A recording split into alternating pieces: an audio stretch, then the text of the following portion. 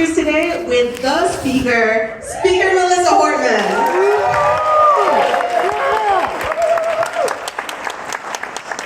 Well, thank you so much for being here today. I know so many of us were outdoor knocking, and this is a really important thing to do during campaign season, that we come together and we kind of think about why it is that we're doing all of this work in the first place. During campaign season, we get kind of focused in on how many doors we have to knock, and how much money we have to raise, and how many lawn signs that we put up. And sometimes we just have to stop and take a breath and say to ourselves, we're going to think about the reason that we're doing this. And we're going to come together and be with people who are doing this work together with us, who all care about the same things, who are passionate about the same things. It's fuel in the tank.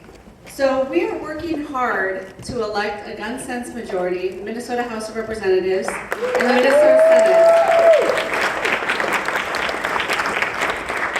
We have been working under my leadership since 2019 to pass background checks and red flag laws into law in Minnesota. And we have been blocked by a Republican-led Senate. And it is just time for us to get out there and make sure we hold the Minnesota House and we flip the Minnesota Senate. So we're not just passing bills, but we're actually enacting these items into law.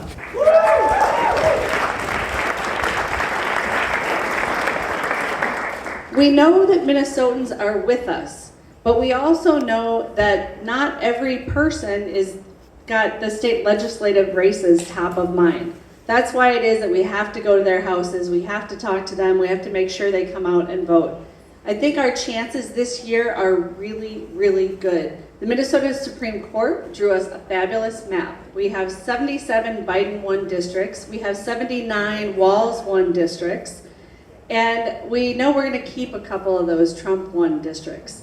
So we know that if we go out there and we talk to folks and we give them a reason to come out and vote on November 8th, that we can elect a gun sense majority. But none of us can do it alone. We have to be doing this work together in community with each other. So I'm really delighted to be here and to welcome to Minnesota Shannon Watts.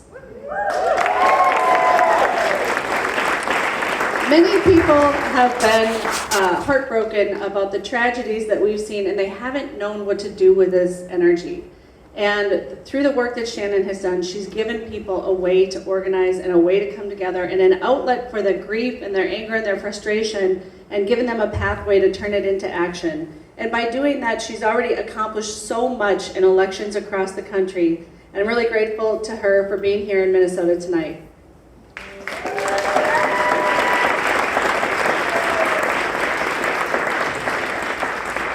Thank you so much for being here today, for knocking doors, hundreds and hundreds of doors. Thank you for showing up. Thank you for getting off the sidelines. I got off the sidelines, it'll be a decade ago in December. And I was a stay-at-home mom of 5 at the time in Indiana. And it was a very cold day in December. I was folding laundry, which, as you can imagine, is a full-time job with 5 kids. And I was watching the TV in the background, and suddenly there was breaking news that there was an active shooter in Newtown, Connecticut, a place I'd never heard of. And I'm sure, like all of you, I sort of just sat down where I was and watched this horrific tragedy unfold. And even now, 10 years later, it's sort of unfathomable to me that 20 children and 6 educators were slaughtered in the sanctity of an American elementary school. But I shouldn't be surprised because it has happened again and again. But that night I went to bed in tears, I was devastated, and I woke up the next day and that devastation had turned into rage. I was so angry, and I needed an outlet for that anger. And I thought, okay, I'll go online and I'll find something like Mothers Against Drunk Driving, but for gun safety. And for me, growing up in the 80s, Mothers Against Drunk Driving was so incredibly influential in our culture, and I thought there has to be something like that for gun safety. And I went online and I found some think tanks run by men. I found some state city organizations mostly run by men. And I knew I wanted to be part of a badass army of women, because that is what gets things done. And so I had 75 Facebook friends at the time, and I thought, I'm going to start a Facebook page just to have a conversation about the need for an organization like this. And if you know anything about type A women, they began calling me and emailing me and direct messaging me and sending me letters in the mail and coming to my house and saying, I want to do this where I live. And none of us really knew what this was. Well, it turns out what this was would be to organize all across the country, just the way the gun lobby had been organizing for decades, so that we could go toe-to-toe with the most powerful, wealthy special interest that has ever existed. And that's exactly what we've been doing. We've been working on this issue legislatively, electorally, and culturally now for almost a decade. And if you take nothing else away tonight, what I hope you will take away is the fact that we are winning. And I know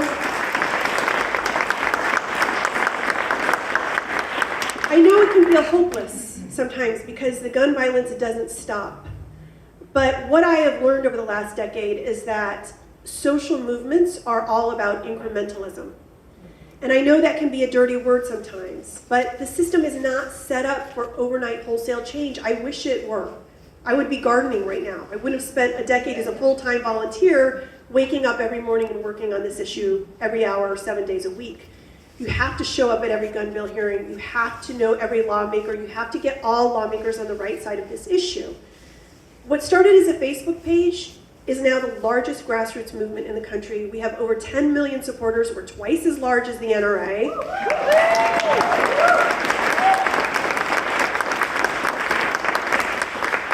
A decade ago, about a quarter of all Democrats in Congress had an A rating from the NRA. Today, none do. And that is because, in large part, our volunteers cornered those Dems and those senators in the early days and said, if you do the right thing, we'll have your back. If you do the wrong thing, we will have your job. And we've done that over and over and over again for a decade at all levels of government. And that is what creates change. You know, we work on this legislatively. We've passed hundreds and hundreds of good gun bills. What I never imagined was how much time we would spend playing defense. Every single year, we have to stop laws or bills that would arm teachers, that would expand stand your ground laws, that would force guns onto college campuses. Every year, these bills come back up in the same legislatures over and over and over. We have a 90% track record of stopping the NRA's agenda every year for 7 years in state houses across the country.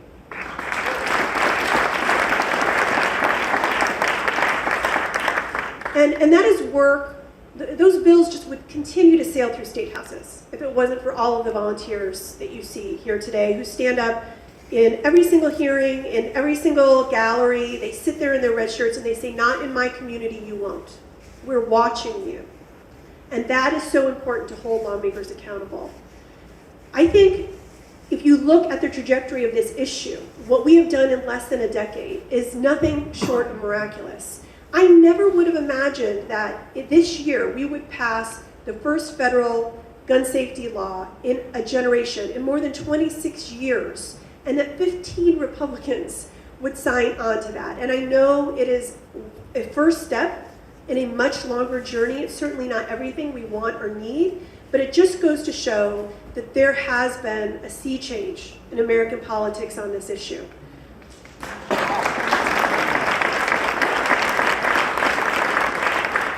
And, you know, I think what I find so heartening is that when we give our volunteers the skills they need to shape policy, it's pretty intuitive that the next step for them is to want to make policy. So we have had hundreds and hundreds of volunteers run for office and win up and down the ballot. You may know our former volunteer, Lucy McBath, who is now a congresswoman in Georgia. She is a survivor. Her son, Jordan Davis, was killed as a 17-year-old, and she went on to take a seat held by Republicans for 30 years in Georgia. It's Newt Gingrich's old seat, and she won on this issue in 2018. And I just think that is the way this nation is going. You know, I have spoken to so many people here today who have said, when I knock doors, people tell me that they're scared to send their kids to school, Republicans and Democrats alike. People are scared that their streets aren't safe, that their communities aren't safe. We cannot live like this. This is not freedom. This is not safety. This is not democracy. This is being controlled by a special interest that has a profit motive to keep us in danger at all times and to make us feel we are in danger. So thank you for all you do. You are turning the tide. You are making the change. Thank you for knocking doors and making calls and sending emails and doing all the things that we have to do as part of democracy. This is what change looks like. It isn't dramatic. It isn't even exciting sometimes. It's showing up and eating pizza with dozens of other people and really talking about what you have in common and how you're going to have conversations with your neighbors, Republicans and Democrats alike, about the need for change. So in Minnesota, we have 8 of the 200 volunteers running for office across the country this election cycle in Minnesota. I'm so thrilled to be in town today to support people like Erin, who, if we can get a gun sense majority, we can finally have real change. So 4 weeks from Tuesday, 4 weeks, we can do this. We did it in Kansas, we did it in New York with Pat Ryan, we did it in Alaska, we can do it in Minnesota, everybody. Keep going. Thank you.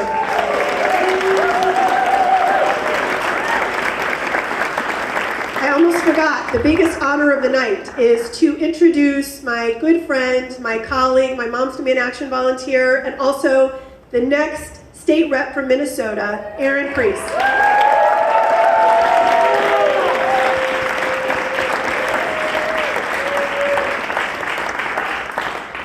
Thank you everyone for coming tonight. This has just been an incredible day. I said earlier that I honestly cannot believe that Shannon Watts flew here for this. And just all the work that everyone's put in to make today so incredible. We've knocked about 1,000 doors today. We've been talking to voters. And it's just having this feeling of community and support behind me is just incredible.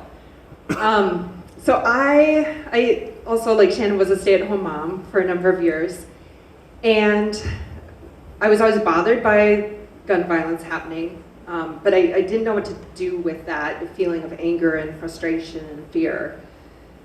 And one day I was home with my 2 girls, and my oldest daughter was in kindergarten at the time. My youngest daughter was 3. They're wondering what I'm gonna say. And they were playing school with their stuffed animals. So they had all their animals in a circle, and they were going through the letters and reading them books. And I left the room for a little bit, and I came back, and they had all their animals shoved in a corner, and they were sitting in front of them silently. And I said, "What are you doing?" And they said, "We're having a lockdown. There's a bad guy here." And I just watched them in shock. And my younger daughter said, "Is he gone?" And my older daughter said, "No, he's in the next classroom." And then my younger daughter looked at her little stuffed dog way in the corner, and she said, "Percy's the safest." And my older daughter said, "It doesn't matter if one of us is safe, it matters if all of us are safe." And I just knew at that moment I had to do something. I couldn't let my kids grow up with that. I couldn't let my students grow up with this feeling of that school's not safe, because we all deserve to feel safe. So then I went back to teaching when they got a little older, and my first week of new teacher training at Lakeville schools, we all had to go to one of the high schools, and the police department went through an active shooter drill with us. They shot off, well, first we were taught how to run, hide, or fight, depending on where the gunshots were coming from and how close they were. And then from there they did a simulation where they shot off blanks from AR-15s and rifles inside the school building so that we would learn how to recognize the sound of gunfire in a school. And even though I knew it was blanks and it wasn't real, your body still reacts to that. And you still have that feeling of what if. So my school, our district, actually spent over $10 million this year on a new security system. I think we're the only school in the whole entire state, one of the few in the country that has this. We have a police button in every single classroom. So if there is an emergency, we press the police button, alarms immediately go off, the police are notified to come to that specific classroom. our door locks with a 1,200-pound magnet so no one can get in, and then we all have a bulletproof shield in our classrooms that we can pull. And then we were taught about line of sight, so that we would get all the students behind this ballistic panel. And it's great that we have it. I think, it can save lives. But if we're at the point where a shooter is already at the door, we've already failed. There's so much we can do before it gets to that point, because I cannot imagine the trauma that our kids would face after that, or that the teachers would face. How could you go back into the building? And I always say I never want my students to have to survive a school shooting. I want them to never be in one in the first place. And as a teacher who teaches kids who are just learning English, one of the things I have to do is to explain to the newcomers to our country what we're doing when we do a lockdown drill. And that's really hard, because so many families come from other places in the world that we might consider less safe, and they come here to have a better life for their families. And for the first time ever, they're faced with having to simulate a mass shooting.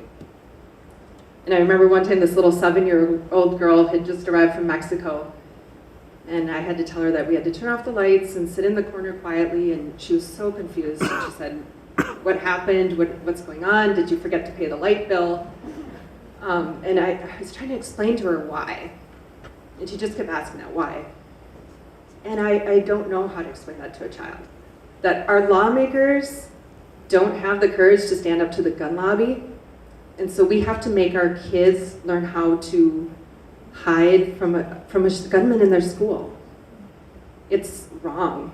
We are the only developed country in the world that has to have our kids do this. And we can do so much better. And I went through Moms Demand Action. I learned how to speak to my lawmakers, and I went to the Capitol and I tried talking with my representative. And I remember he just said, "Well, it's a slippery slope. You start making gun laws, where does it end?" And I think, let's not focus so much on that. Let's focus where we can start. Where does it start? It starts with background checks on all gun sales. It starts with safe storage laws to keep our kids safe. It starts with red flag emergency protective orders. There's so much we can do to prevent the type of violence that our country is facing. And so that's what I really want to do when I get to the legislature. I want to be a champion for gun violence prevention. Our kids deserve it, we deserve it. But it's going to take a lot more than tweeting or posting on Facebook. It's going to take action. And the thing I love about Moms Demand Action is that it's literally in our title. So I want everyone here to think of what they can do in the next 4 weeks. You can tell a friend about voting, you can volunteer, door knock, you can donate, you can bring us food. Anything you can do to kind of help us get over the finish line will help, because we can do this. It's a man-made problem and we can fix it. So thank you so much for coming. I am thrilled to have you all here. And I think, I'm not sure who's next. So it's Bob. I'd like to introduce Bob Mokas.